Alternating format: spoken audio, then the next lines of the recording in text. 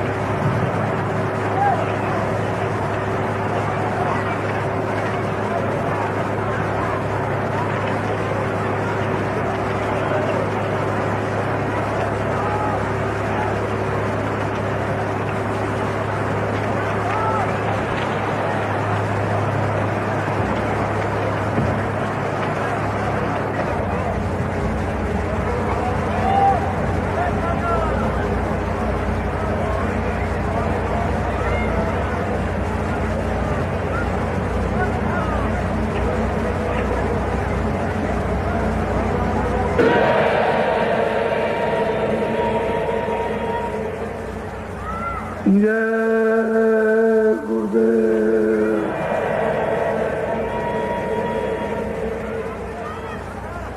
जय गुरुदेव।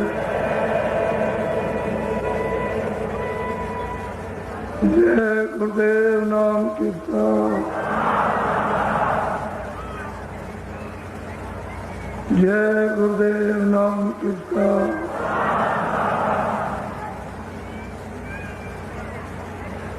जय गुरुदेव नाम किसका।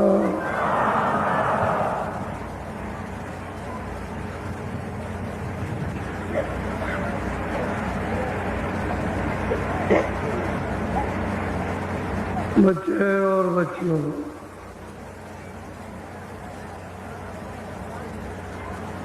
आपका गृहस्थ आश्रम है।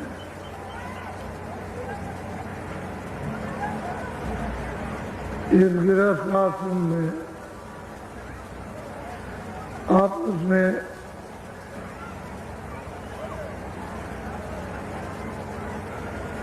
क्रोध ज्यादा मत किया करो।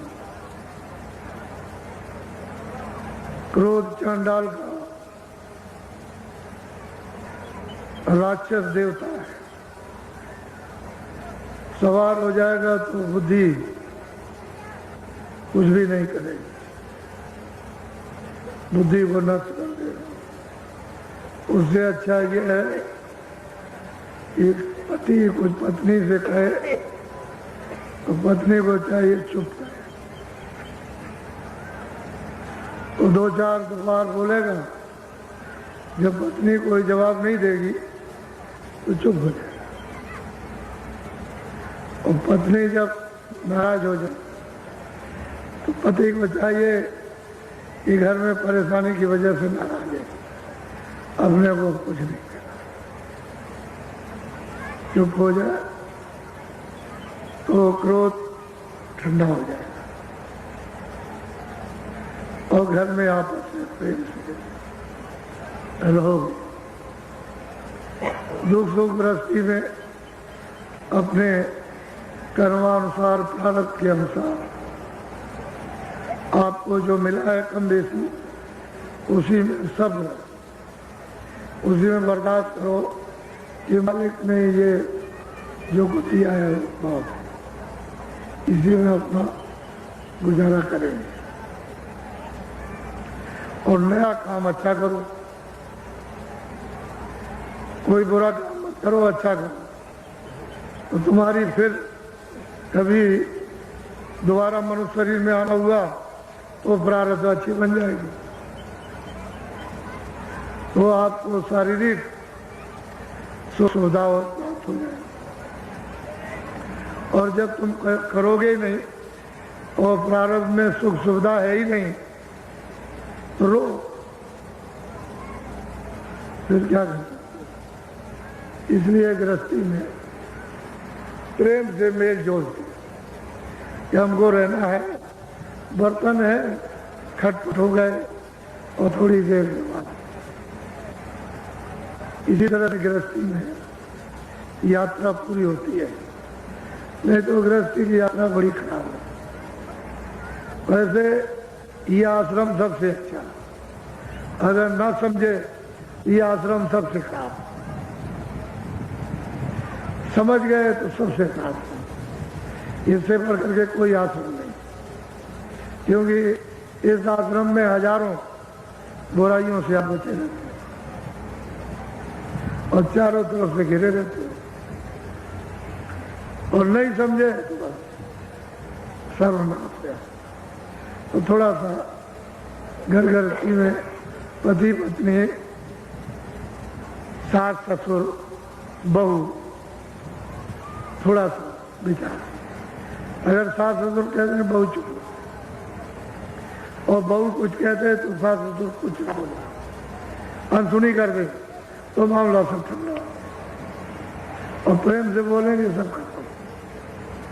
और हर वक्त गुस्ताखी रखेंगे नाराज तो मामला तो गर्म है, और दो गर्म तवा उसमें हाथ रखो भी जल जाएगा। तो गृहस्थी के तौर तरीके, ढंग ढांचे, उसकी व्यवस्था के अनुसार आपको रहना चाहिए। और जो लोग सुमत से रहते हैं सुखी है, और कुमत में चाहे जितना धन धाम हो बर्बाद हो जाए, तो सुमत से, और इसी सुमत से ये जो रास्ता पा जाओगे तो वो थोड़े ही से चंद मिनटों में उसी में तुम्हारा काम हो जाएगा, उसी में वजन बन जाएगा, ध्यान बन जाएगा, उसी में सब तुम्हारे विकार ये भी तुम्हारे मूर्छित हो जाएंगे, सो जाएंगे, और जो कुछ जमा किया होगा वो भी साथ में। तो ये जीवात्मा जाग जाएगी तो इसका भला हो जाएगा, और नहीं तो झगड़ा झंझट करो नहीं तो एक सेकंड वजन नहीं कर सकते। तो ये बातें हैं जो घर गृहस्थी में पहले बड़े बूढ़े बता के तैयार रखते थे, सब लोग इसका पालन करते थे। अब ये महात्माओं को समझाना पड़े तो उनका वक्त खराब होता है, वो फिर भजन ध्यान की पूरी बात आपके सामने नहीं कर पाते, आप फिर इसके लिए रोते रहते, तो उनको ये सब कहना पड़ता। कल आपको ये बताया कि सूरत में जो दोनों आंखों के बीचों बीच में मध्य में बैठी है,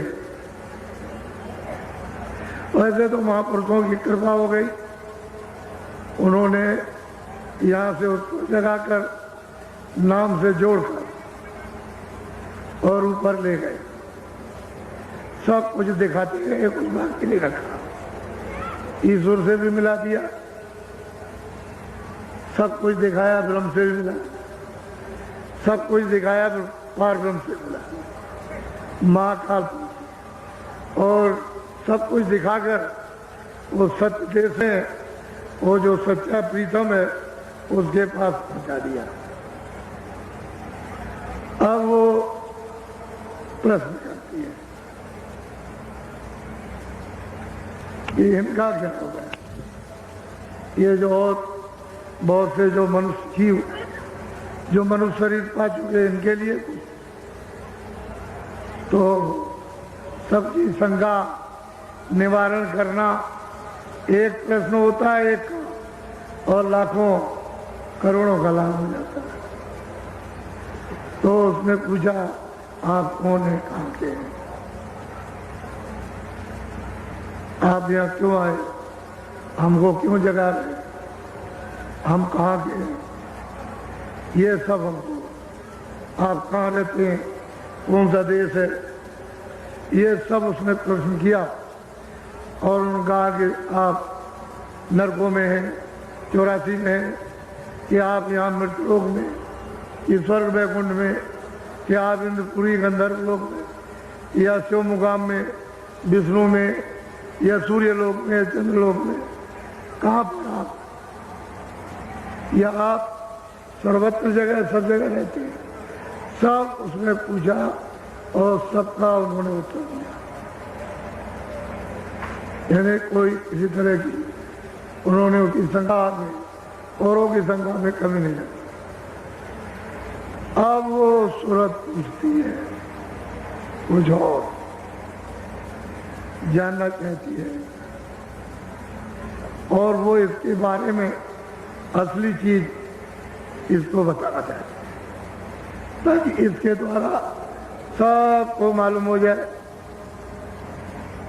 जैसे गोस्वामी जी महाराज ने जब उसके कुटी पर जब औरतें गई तो एक को समझा रहे, लेकिन ऐसा समझा रहे कि वो तो समझे समझाए, वो तो समझ रही है और कह भी रही कि संसार महादुखदाई, ये में कोई किसी का नहीं है, ये 4 दिन का निवास है, 4 दिन का वास है, बाकी कोई किसी के साथ नहीं, न कोई आया न कोई जाएगा। लेकिन वो उनको उपदेश कर रहे हैं और ऐसा उसके द्वारा उनको लगा। जो और 5 देवी आई थी उनमें अंदर में जा रहा उपदेश किया है ऐसा कि हम उसको कर रहे हैं, लेकिन उनको उपदेश हो रहा है, उनसे भी कुछ कह रहे, उनको कुछ नहीं बता रहे, उसको बता रहे। तो ये होता है कि जरूरत पूछती है अपने लिए, लेकिन लाभ फायदा भी।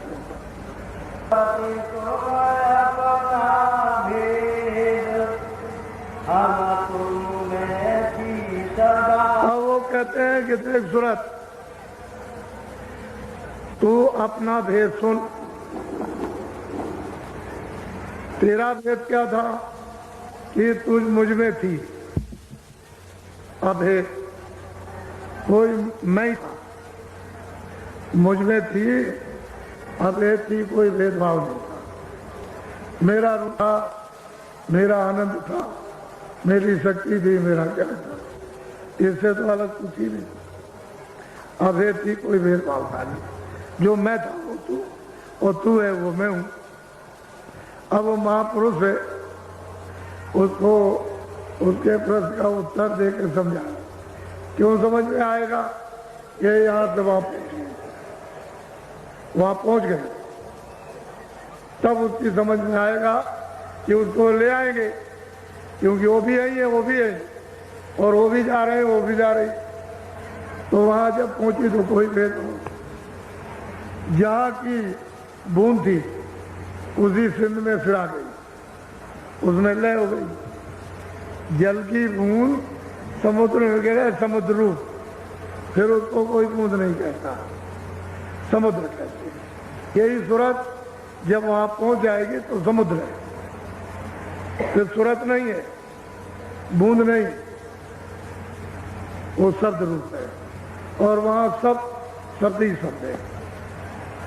तो कहते हैं कि देख सूरत, तू अपना भेद, तू मुझ में अभेद थी, मुझसे अलग तो थी नहीं, इस समुद्र से बाहर तो गई नहीं थी, इसी में थी। बोलो।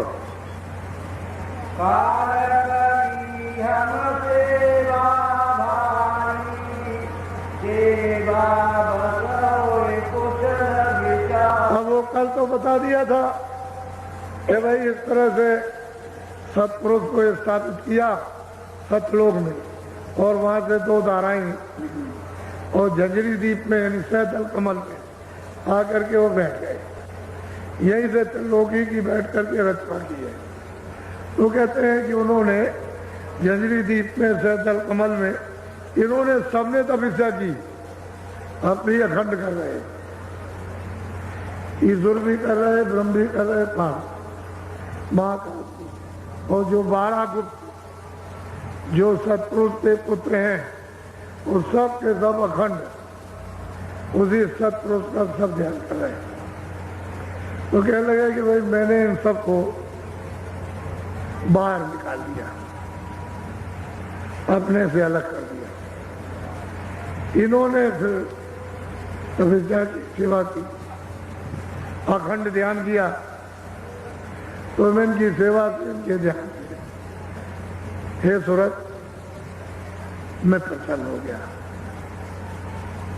सेवा खुश हो गया। अब सेवा बस अगर खुश हो जाए कोई तो आप जमीन भी दे सकते हो, मकान भी दे सकते हो, धन भी दे सकते हो, राजपाट भी दे सकते हो, जो चाहो सो दे सकते हो। क्यों कि किसी ने सेवा की और सब कुछ तो सब कुछ दिया जाता। अब इसको कोई क्या रोकेगा। अब उनकी इच्छा थी, उनकी मौत थी, मर्जी थी, उन्होंने अपने से अलग किया, इन्होंने सेवा की। और थोड़े दिन नहीं, कितने अनगिनती सतयुग त्रेता द्वापर, कितने कल बीत गए, तब तक वो अखंड ये सब सतपुरुष की सेवा करते रहे। अब वो कहते हैं कि देख लोग में तू ये पूछ रही है कि मेरा हाल, मेरा समाचार मुझे क्यों सौंप दिया, मुझको क्यों यहाँ पे दिया, दुख सुख में क्यों बांध दिया। तो उन्होंने कहा कि भाई काल ने मेरी सेवा,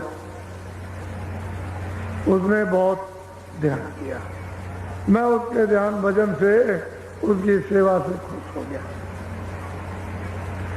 तो मैंने कहा कि तुम क्या चाहती हो। तो उसने कहा कि हमको कुछ राख दे दी। कह लगे मैं सेवा के वसीब हूँ, सेवा से प्रसन्न होकर के, और रचना नहीं बैठ सकती थी। तो यही सुरतों, जब सुरतें दी जाएंगी तभी रचना होगी, वैसे नहीं। तो मैंने सूरत तुमको उसको सेवा के बस होकर के उसने मांगा और मैंने तुमको उसको दे दिया। सतपुरुष ने, जो सतलोक में, उन्होंने इन सब सुरतों के एक छोटे से भंडार को यानी उसके हवाले कर दिया और सब लोगों में तकसीम कर दिया। जो और लोग हैं सब ने उन्होंने दे दिया, ये लो और आप अपना राज करो। इस तरह से तो इन्हीं शब्दों से उतार करके भेजा गया। बराबर सुरतें शब्द से उतरते आएंगी और जब वापस जाएंगी तो शब्द से जाएंगी, नाम से जाएंगी, आवाज से जाएंगी तो आवाज को पकड़ के आई थी और आवाज को पकड़ के जाएंगी। लेकिन यहाँ आवाज हो रही थी, आँख खुली थी, कान खुले थे, तब आप पकड़े हुए थे, देख रहे थे, आते थे, जाते थे, कोई पर्दा नहीं था। लेकिन जब आपको अधिकार कर्मों का कर्म विधान बना करके दे दिया पाप उनका, तो आप करने लगे। तो आपने यहाँ ये सब कूड़ा कचड़ा पाप में जमा कर दिया। उससे गंदगी जमा होने से आंख और कान मटमैले हो गए, नाक मटमैली हो गई, बंद हो गई। अब नाम से तुम्हारा संबंध टूट गया, उससे अलग हो गए। तो जो बल्ब जल रहा तो बुझ गया। अब ये जीवात्मा रूपी बल्ब बुझ गया, अब सब ये बोल रहा है। तो मैंने सेवा के बस को कर, हे सूरत, उस काल को मैंने तुमको दी। बोलो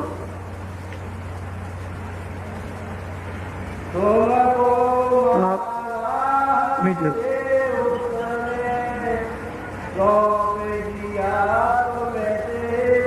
कहते सूरत, ये तो दोनों आंखों के पीछे सब में बैठी है। क्या लगे उसने हम सेवा की और मैंने सेवा की उसकी खुश होकर के और उसको तुमको दे दिया। सुबह बोलो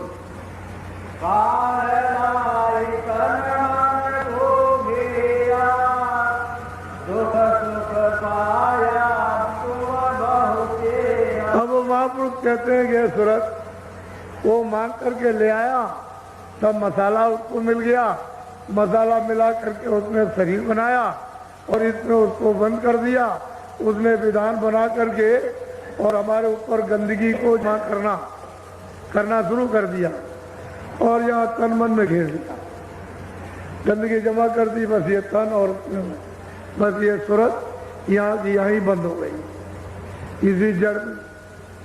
अब उसने कहा कि तुम जो अच्छा बुरा करोगे या किया है, मैं उसकी दूसरे तन में, दूसरे शरीर में, दूसरे जिस्म में मैं तुमको वहां बंद करके सजा दूंगा। अच्छा तुम सब भोग लोगे, जब सजा पूरी आपको मिल जाएगी जो आपने किया, तो मैं इसको, इस शरीर को फिर दूंगा और फिर इसमें पाप पुण्य करोगे, फिर मैं बंद करूंगा। तो उसने लिया करके यहाँ और तन मन में उसने ये कर्मों का विनाश बनाकर अधिकार देकर चारों तरफ से हमको गंदगी जमा करके घेर दिया। अब हमको जाने का रास्ता नहीं मालूम कि हम किधर से आए। सही बात है, किसी को पता नहीं, पढ़ने लिखने वाले को बेचारे को क्या मालूम होगा, उसे क्या।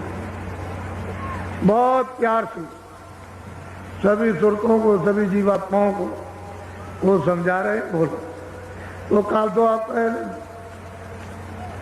ईश्वर आपका नहीं, खुदा आपका है, जिसको गाड कहते हैं वो आपका। ये सूरत उसकी नहीं है।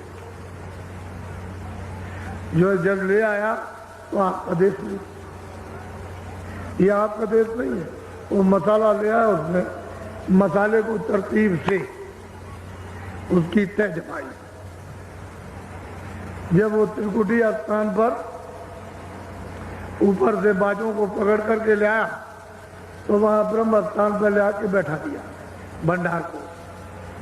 तो वहां उसने बादलों की गड़गड़ गर्जन और मृदंग इसकी आवाज पर उतारा इन जीवात्माओं के भंडार को सब। तो वहाँ कितनी आवाजें हो रही हैं ये तो वहाँ पता चलता है। जब आवाज को नीचे ले लिया तो फिर इसका बोध ये हुआ कि शब्द इस पर रूप रस करें। ये इसका ये पता चला शब्द क्या है, रूप क्या है, रस क्या है और गंध क्या है, स्पर्श क्या है। एक कपड़ा तो शब्द इस पर रूप रस गंध का बना दिया। पहले तो इसका कोई कपड़ा नहीं था। पहले तो सूरत जब ऊपर आई ब्रह्म स्थान पर तो ये शब्द रूप थी। जब उसने ब्रह्म ने अपने शब्द पर इस सूरत को उतारा तो फिर ये उसको बोध हुआ कि ये शब्द है, ये स्पर्श है, रूप नहीं है, रस है, ये गंध है। एक कपड़ा ये कारण बहुत बारीक है कि पता भी न चल सके, कपड़ा फैल गया, ये सूरत के ऊपर में डाल दिया। फिर उसको सैतल कमल में लाकर निरंजन भगवान ने त्रिकुटी सैतल कमल स्थान पर जब अपने शब्द पर नीचे उतारा तो वो घंटा शब्द। यहाँ जैसे उन्होंने नीचे उतारा वैसे उन्होंने 9 तत्वों के कपड़े को पहना दिया। शब्द पर रूप रस गंध 5 तो ये हो गए और यही से मन बुद्धि चित्त और अहंकार ये इसी के साथ में लगा दिया। यहाँ से लगा मन बुद्धि और चित्त और अहंकार सैतल कमल। यहाँ से सैतल कमल जहाँ निरंजन भगवान खुदा जहाँ गार्ड बैठे हुए हैं वो मतलब है कि यहाँ से लगाया तो 9 तत्वों का कपड़ा हो गया। तो 5 तो हुआ, पहले तो कुछ नहीं था, फिर 5 पहन लिए, फिर उसके बाद में 9, फिर नीचे और उतारा तो अपने सब को छोड़ करके ब्रह्मा विष्णु महादेव के सब पर उतार दिया। तो वो 17 तत्वों का 10 इंद्रियां चतुर्संध्याकरण मन बुद्धि चित्त और 10 इंद्रियां और 3 गुण रजोगुण तमोगुण सतोगुण ये 17 तत्वों का कमरा। अब आप ये देखिए एक के अंदर एक, एक के अंदर एक, एक के अंदर एक। जब यहाँ मृतलोक में उतार करके ले आए यहाँ तो उन्होंने 5 तत्वों का पकड़ा, जल पृथ्वी अग्नि वायु आकाश, ये 5 तत्वों का है। इसके अंदर 17 तत्व, उसके अंदर 9 तत्व, फिर उसके अंदर 5 तत्व। जब ये ब्रह्म स्थान पर पहुंचकर जब इस शब्द को छोड़ देती है और ऊपर की जब उसको आवाज मिलती है तो ये बादलों की गरज और मृदंग इसको छोड़ करके और पिंगली सारंगी जब उसको पकड़ती है तो इससे बहुत प्रिय मधुर और मीठी, बहुत प्रिय, बहुत मधुर, बहुत मीठी और बहुत आकर्षण आवाज। तो जैसे ही उसने उसको पकड़ा तो उसको छोड़ दिया, तो खोल उतर गया। जब इस खोल को उतारोगे, घंटे संग की आवाज में ले हो जाओ तो ये खोल उतर जाएगा जीते जी। ऊपर चलोगे तो फिर 17 तत्वों का खोल, जब स्वर्ग वैकुंठ पार करोगे तो 17 तत्वों का खोल उतर जाएगा। और सैतन कमल में जब दर्शन निरंजन भगवान का, 3 लोक के मालिक का जब करोगे और वहां से ऊपर की आवाज पकड़ोगे तो वो 9 तत्वों का कड़ा उतर जाएगा, यही से उतरेगा। उसके उतारने का यही धाम है, ये मकान, ये जो किराए पर आप मिला। जब उसको उधर से ऊपर भी उतार दिया तो फिर ब्रह्म स्थान पर पहुंची, वहां सबसे स्पर्श रूप है रस्ते करने, उसका उस मंडल पर पूरा बोध होता है, पूरा का पूरा। जैसे ही उसने ऊपर की आवाज पकड़ी और उसमें जैसे ही लय हुई तो फौरन उधर चली गई। जब उधर जाएगी तो गुणातीत हो जाएगी। ये जितने भी पाप उसको बांध नहीं सकते, वो पार हो गई, क्योंकि कपड़े को उतार दिया और सत्य रूप हो जाती है। जो ये बैठी हुई सत्य रूप, उधर से आएगी, इन सब कपड़ों को पहनती आएगी, उन्हीं में होकर के आएगी, लेकिन अब कपड़ों का आवरण नहीं रहा, खाली खोल पर बैठी है। बीच में अब खोल रही है, खोल खत्म हो गए, लिंग शरीर भी खत्म हो गया और सूक्ष्म शरीर भी खत्म, और वो जो है मतलब कारण शरीर वो भी खत्म इसमें, और ये भी खत्म हो गया, क्योंकि इसमें बीच में तो कोई पर्दा नहीं, सामने यहाँ से वहां तक साफ, कुछ नहीं, कोई रोक नहीं। इसलिए गोस्वामी जी महाराज ने रामायण में कहा है कि सतयुग जोगी सत्य क्या। जब जीवात्मा के गर्भ में 5वें महीने में प्रवेश की गई इस खोल पर, तो उस समय पर आँख खुली थी, कान खुले थे, नाक खुली थी गर्भ में, ये सब बातें सुनती थी। यही अंदर माँ के गर्भ में बैठ करके सब देखती, पूरा का पूरा पर्दा सब का सब खुला हुआ था, अंदर से कोई पर्दा किसी भी मंडल पर बंद नहीं। जैसे ही 9 महीने का बच्चा शरीर लेकर के माँ के पेट से बाहर आया था, जोगी विज्ञानी कर और ध्यान सब हरि के ध्यान सब पार जाते थे। उस समय तो कोई पाप सुनता नहीं, वेद कतेव शास्त्र थे, अच्छा बुरा सत्य सत्य न्याय अन्याय सत्य। ये तो बहुत समय के बाद, कितने युग बीतने के बाद और कितनी जीवात्माएं पहुंच गई वापिस। जिनको लेकर के आए थे वो बहुत चली गई वापिस, तब तक कोई बंधन नहीं था। फिर उन्होंने देखा कि सब निकल जाएंगे, और हमने तपस्या की मांग करके ले आए तो ये सब चले जाएंगे, तो हम राज किस पर करेंगे। तब उन्होंने अपनी शक्तियां पैदा करके और फिर उनसे तपस्या कराई, समाधि लगवाई, और समाधि में उनको देववाणी सुनाई, और फिर उनसे कहा कि जो हम बोले वो लिखो। तो जो जो आवाज बोलते गए, दर्शन तो उनको लिखने वालों को हुआ ही नहीं, जो बोलते गए वो लिखते।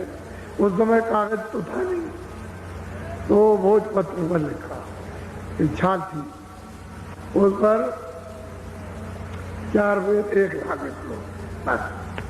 उसमें 80,000 कर्मकांड, 16,000 उपासना कांड और 4,000 कांड, 1 लाख श्लोक है, उससे ज्यादा है। खंड उन्होंने जरूर 4 बना दिए। ये उन्होंने लिखवा करके और पूरा प्रचार उस समय पर करवा दिया कि देखो ये विधान हमारे लोग का बन गया, और सबको अधिकार पूरा पूरा ये विधान जो बनाया उसका दे दिया जाएगा कि जो तुम चाहो सो करो, पाप भी करो, पुण्य भी करो, अच्छा भी करो, बुरा भी करो, मारो भी, अच्छा भी करो, जो आपकी इच्छा हो उसको, इंद्रियों से, आंख से, कान से, हाथ से, पैर से, मन से, बुद्धि से, जो चाहो, और जो तुम करोगे अपना अपना भोगो। ये तिथि और तारीख है, इसके बाद पुण्य भी लगेगा और पाप भी लगेगा। बस जब अधिकार तिथि तारीख रखकर जब निकल गई और आपने पुण्य और पाप किया, बस ये लग गया, पड़ी पहले तो कोई बेड़ी नहीं थी, कोई शरीर नहीं था, न ऊपर का था न नीचे का था। उनमें से चारों शरीरों में न कारण न सूचम और न मतलब ये कि लिंग न है कुछ, खाली खोल पर ये यहाँ बैठे और सीधी रोज जाती, किसी तरह कोई मतलब नहीं, सबका दफ्तर, ईश्वर का भी, ब्रह्म का भी, पार ब्रह्म का भी, सबका।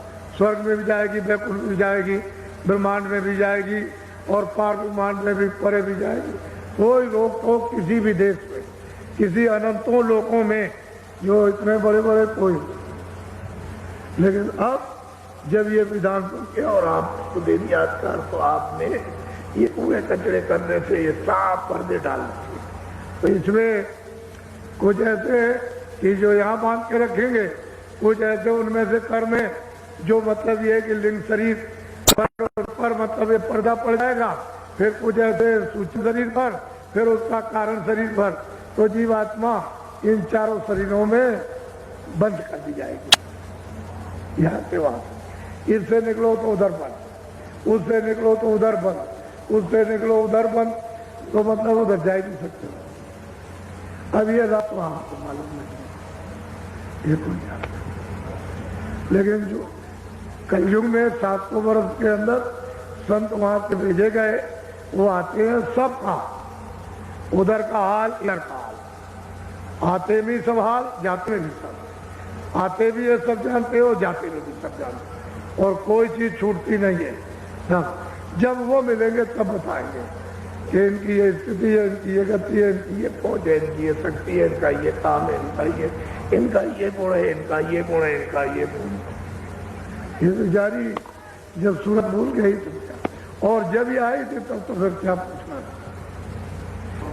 जहाँ मिलोनी तहाँ विचार, एक एक में कहा विचार। अब वो कहते हैं जहाँ मिलोनी है, अभी स्कूल की मिलोनी है तो वहाँ अलग अलग भिन्न है, जहाँ मिलोनी वहाँ विचार, और जहाँ मिलोनी नहीं है वहाँ कोई विचार नहीं। तेरे घर में कोई मिलोनी नहीं, तुम वापिस चल अपने घर, आनंद सुख से रहना, और सुख का था सागर। अब तो यहाँ पड़ी ये देखिए, तो जिसको पहुंचा दिया वही प्रश्न कर रहे हैं, और वो आपके लिए। ये बेचारे आएंगे तो इनको मैं कहाँ का रहने वाला। महात्मा क्यों आते हैं? इनको लाभ होगा।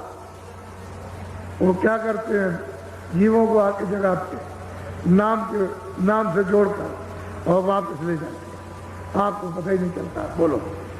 हमारे देश एक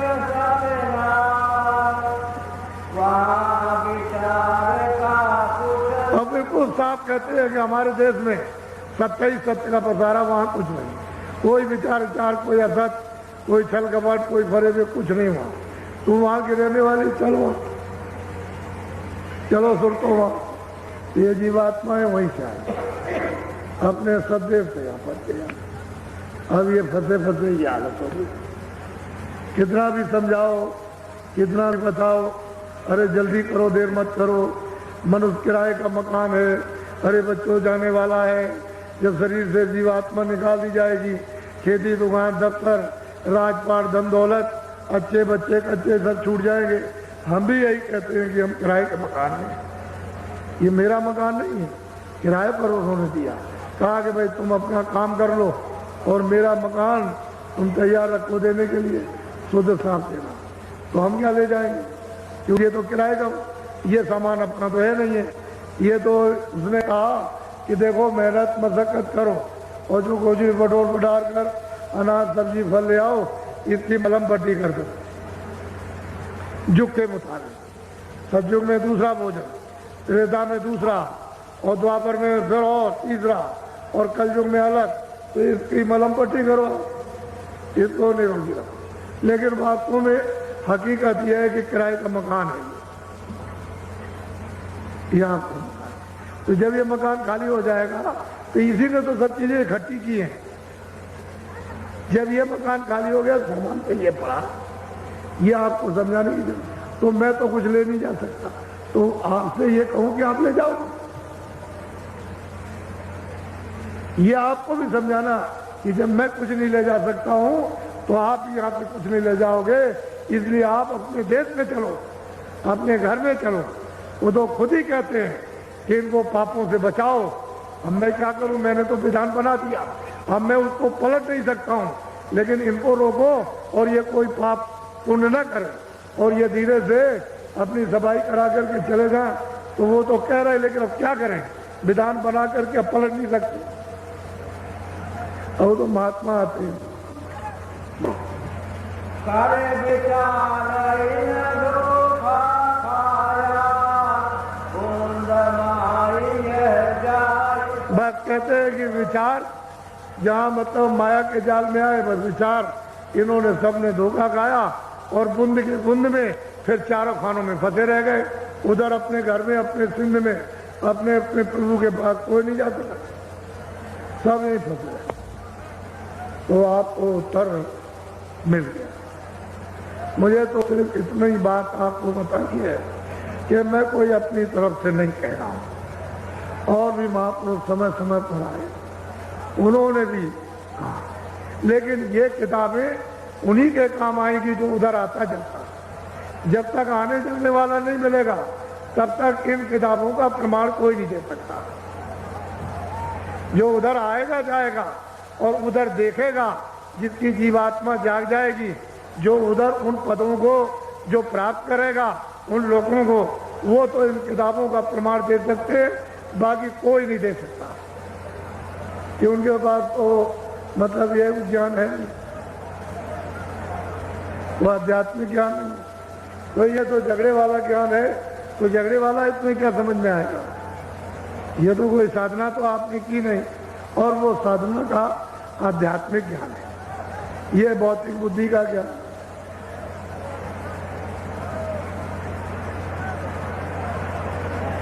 अच्छा बच्चे और बच्चियों,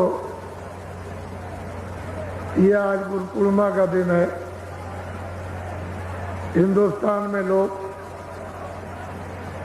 इस गुरु पूर्णिमा के यानी उत्सव को इसलिए मनाया करते हैं कि हमारे गुरु हम पर दया करें और हमारी आत्मा को जन्म मरण 84 से बचाएं। इसलिए लोग यानी पूजा करते हैं और उनसे आशीर्वाद चाहते हैं। ये बहुत दिनों से ये उत्सव गुरु पूर्णिमा का, पूनम का चलता चला आ रहा। उस समय के लोग तो कुछ जगे हुए थे, तब उन्होंने ये रखा था, लेकिन अब आपने इसको मतलब ये है कि एक बाहरी त्योहार बना दिया। ये बाहरी त्योहार नहीं है, अंतर जीवात्मा के कल्याण का त्योहार था, अकल्याण का नहीं था। तो ये नीम सारण है 88,000। अब तो आप उसको भूल गए हो। चरितार्थ में भी, वास्तव में कहने में भी आपके नहीं आता कि 88,000 ऋषि आए थे, इस तरह की मंत्रणा की थी। तो लोग इसको बहुत कम देश में जानते हैं, लेकिन इतना बड़ा समुदाय जो आपका इस समय पर आपने कभी भी यहाँ नहीं देखा, वो आपके समझ मैं तो कुछ इसके बारे में कहना नहीं चाहता हूँ, लेकिन आपके सम की चर्चाएं आपस में ये हो रही हैं कि जब से द्वापर खत्म हुआ होगा, जब से यहाँ पर ऋषि आए होंगे, उसके बाद तो इस तरह का दृश्य कभी आया नहीं। मैं यही बात, एक पवित्र स्थान की पवित्रता को सब लोगों को रखना ही चाहिए था। इस भूमि के लोगों को वो काम करना चाहिए था कि उच्च कोट मानवता, मनुष्यता का, सत्यता का, आदर का, सेवा का, सद्भाव का और आत्म कल्याण का। अगर ये आप पकड़े रहते तो कहीं न कहीं से महात्मा आ जाकर और जल्दी से तुम्हारी जीवात्मा को उठा लेते और ले जाके पहुंचा देर नहीं लगती। तो स्थान की कर्मा मतलब है कैसे आलोक हो जाती है विकारों, बुराइयों। छल से, कपट से, फरेब से, जीव हिंसा से, मनुष्य के धोखे से, झूठ छल से, ये उस स्थान की गर्मा आलोक हो जाती है। लेकिन ये सृष्टि है वो ऋषियों मुनियों की, प्राचीन संतों की, अब की, तो इसमें कोई ना कोई तो आता रहेगा, कोई ना कोई आएगा। तो ये दृश्य आपके साथ, कितने आदमी टेंटों में, ये पूरा का पूरा यहाँ आपने कहा कुछ नहीं। इसलिए मैं कोई संसारी आदमी नहीं, मैं पहले भी नहीं था। मैं ये कहा करता था कि मैं संसारी, उतनी तो बात आपको बता सकता हूँ जितने फंसे हुए हो, लेकिन मैं संसारी नहीं, मुझे संसार की कोई इच्छा भी नहीं। इतनी इच्छा है कि तुम जाग जाओ, ये जीवात्मा शुद्ध साफ होकर अपने घर की तरफ चल पड़े, इसका भला हो जाए। ये तो सेवा की इच्छा है, लेकिन और कोई इच्छा, और तो ये किराए का मकान जो मेरे भागता है बना दिया, वो तो मुझे उतनी इसकी सेवा के लिए रोज मिलेगा, एक श्वास लगे उसको मिल जाएगा। बाकी उसका त्याग है कि हम वो चीज जो मिल रही उसको किसी और काम में लगा दें, और किसी के काम में आ जाए तो अच्छी बात है। तो ये दृश्य आप देख रहे हो। और हमने कल भी कह दिया, हम नीम सारण के निवासी, आसपास के आपके जो बड़े बड़े गांव हैं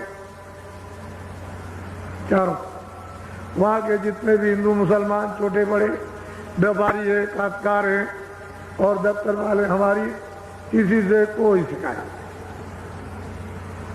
हम तो ये यहाँ जान गए कि सब लोगों ने सहयोग दिया, सबकी सद्भावना श्रद्धा उमड़ी, श्रद्धा का स्रोत अभी यानी दलदलाने लगा, जमीन में दलदलाने लगा। श्रद्धा का स्रोत यानी जमीन जो कड़ी थी वो मुलायम हो गई। हृदय रूपी जमीन बहुत सख्त, बहुत कड़ी थी, वो अब बिल्कुल एकदम मुलायम हो गई। इसी में तो श्रद्धा का स्रोत बहने लगेगा। जैसे ही श्रद्धा बहेगी, अरे कितने लोगों का कल्याण हो जाएगा। आपने सबने सहयोग दिया, हम सबके पूरे पूरे आभारी हैं। और आपकी सब सहयोग की सेवा जो कुछ भी सबने की, कर्मचारी, अधिकारी, सेठ, साहूकार, काश्तकार, छोटे बड़े, हिंदू मुसलमान, कोई भी हो, कोई वर्ग के मनुष्य, इंसान, आपकी वो जो सद्भावना की श्रद्धा सेवा, वो हमारे सिर भाते, हमारे हम आपके सबके लिए उस प्रभु से प्रार्थना करेंगे कि इनका आत्म कल्याण होना चाहिए। जीवात्मा मनुष्य शरीर में जगे, इतना तो हो जाए कि कल रात को अगर मान लो समय पूरा हो जाए, शरीर छोड़े, हिंदू मुसलमान, छोटे बड़े, अमीर गरीब, तो कम से कम इनकी जीवात्मा की उस समय पर हिफाजत, रक्षा, संभाल हो जाए, संभाल हो जाए। फिर आज 84 न जा सको नरकों में, काम तो नरकों में जाने के किए, लेकिन नरकों में जा सको ऐसी संभाल हो जाए। तो अब थोड़ा तो कुछ ना कुछ हाथ में कुछ आपको पकड़ना ही पड़ेगा, क्योंकि बिना हाथ में पकड़े टिकट के जो आएगा पूछने कि भाई लाओ टिकट तुम्हारा किधर है, तो कम से कम टिकट तो दिखा दोगे कि ये टिकट है, हमको किसी ने दिया। तो टिकट को जब देखेगा कह लेगा अच्छा, कुछ बोलेगा नहीं तो मतलब ये पता नहीं उसके हाथ में त्रिशूल हो, तलवार हो, क्या चीज हो, किस तरह की हो, तो मतलब ये टिकट दिखाया वे कुछ नहीं बोलेगा। जब नहीं बोलेगा तो ये समझ लेना कि हमारी समाज, उसके लिए हम आपको अभी बता देते, हमारा पूर्णिमा का ये 10 दिवसीय जो कार्यक्रम इसके साथ जुड़ा हुआ है, महामानव प्राच्य नीम सारण की। तो आप लोग बड़ी मतलब ये कि प्राश्चित्य हमको क्षमा कर दीजिए, माफ कर दीजिए, हम अब गलती नहीं करेंगे और अब हम अच्छे काम करेंगे और हम भजन करेंगे। वो आपको भजन का रास्ता हम बता रहे हैं, हम इनकार कब करते, हम आपको भजन का रास्ता देंगे, आप भजन करें और जल्दी से छुटकारा हो जाए। तो दोनों तरफ से, इधर आपने भी प्रार्थना की, इधर मैंने भी प्रार्थना की दरवाजे पर, उसने उधर से सुना भी कि इधर से ये भी प्रार्थना और आप भी प्रार्थना अपनी माफी की कर रहे हो, तो दया तो संभावी जुड़ जाएगी। फिर उसमें संदेह वाली बात नहीं, लेकिन प्रार्थना तो करना चाहिए। अब आप वैसे ऐसे ही करोगे तो मन से और शरीर से कुछ नहीं होता। इस जीवात्मा से प्रार्थना करो, ये हरि का दरवाजा यहाँ इस जगह, यही प्रार्थना करो और यहीं पर चेतन जीवात्मा को चेतन दरवाजे पर पटको, खटखटाओ, इस तरह से जोर से बुलाओ तो ऊपर से आवाज देगा कि सूरत ये मेरी आवाज है, तो इसको पकड़ ले और पकड़ के मेरे पास आ। वो जरूर बोलेगा। जब तुम खटखटाओगे तो आवाज देगा मैं इधर हूं। जब वो आवाज दे तो उसको पकड़ लो। वो तुमको बुला ही रहा अपने पास पहुंचने के लिए। मेरी आवाज को पकड़े आओ, चलिए आओ पकड़ कर, और जहां मैं बैठा हूं उसी आपको पकड़े आओ। मुझ में से जो आवाज निकल रही तो मेरे पास आ जाओगे, मेरा दर्शन हो जाएगा। सीधा सीधा तो मोटी बात है। वैसे आज भी लोग आ रहे हैं, लिख करके भेजा है कि स्पेशल गाड़ी दिन में 12:15 बजे ऐसा कुछ काम, तो आप जानकारी प्राप्त, चलो 12 बजे सही। अब वो तो कागज हमको मिल जाएगा, तो 12 बजे सुबह तो आप पहुंचे। गाड़ी यहाँ से जाएगी, वो इतना बगैर स्पेशल बस कार ये वो लगाए हुए जल्दी नहीं खींचेगा।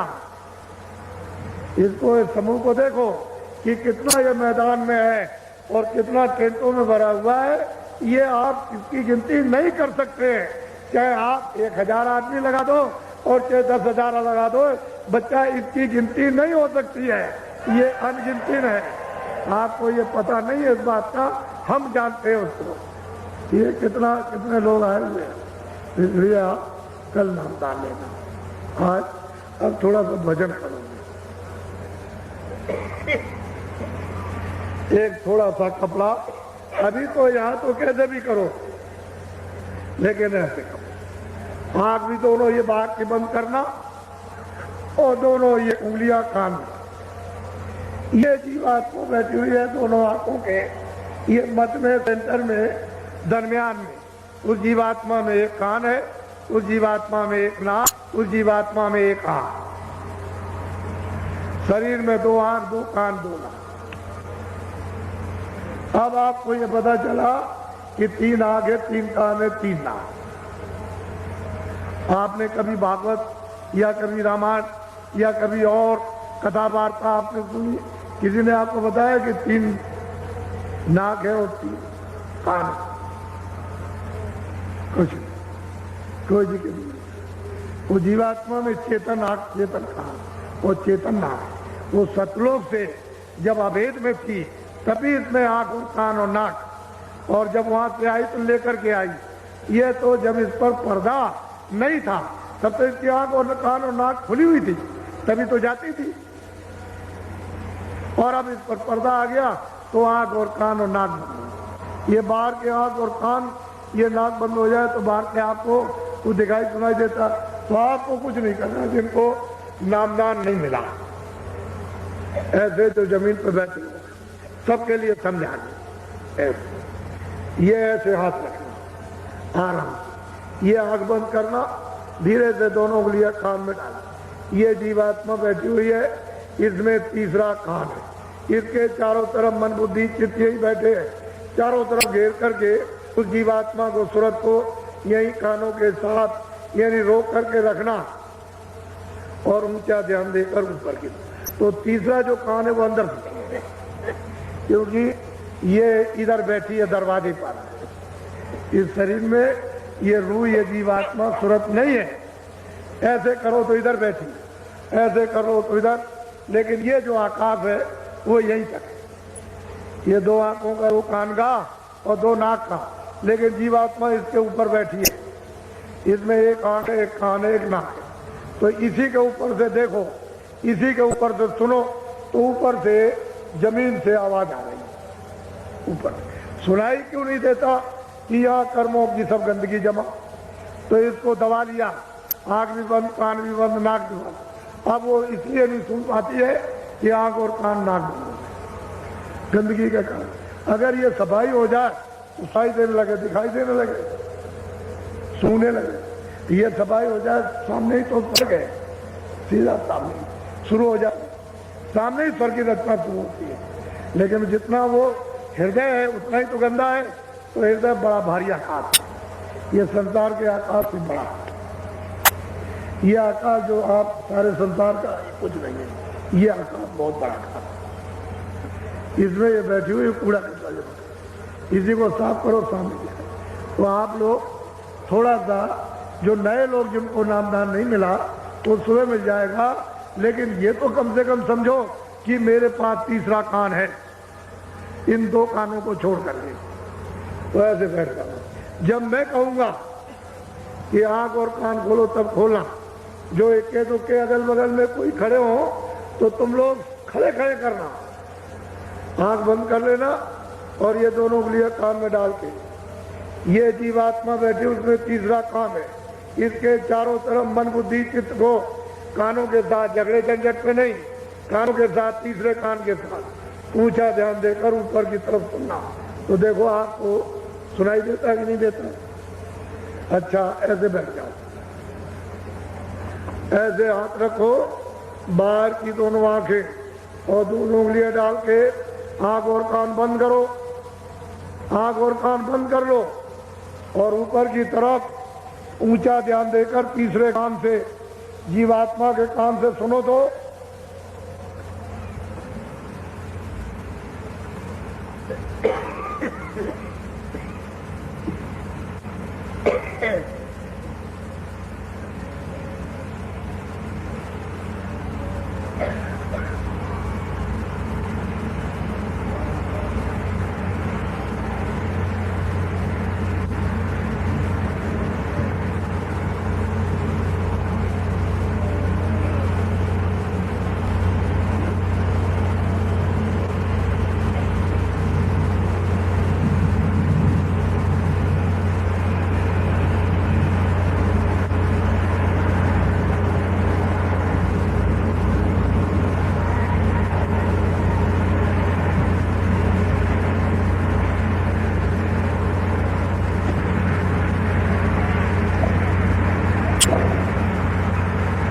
अच्छा, खोल दो बच्चे,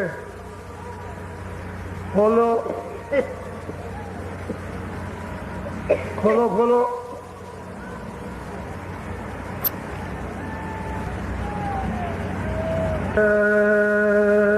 गुरुदेव जय गुरुदेव जय गुरुदेव जय गुरुदेव नाम किसका,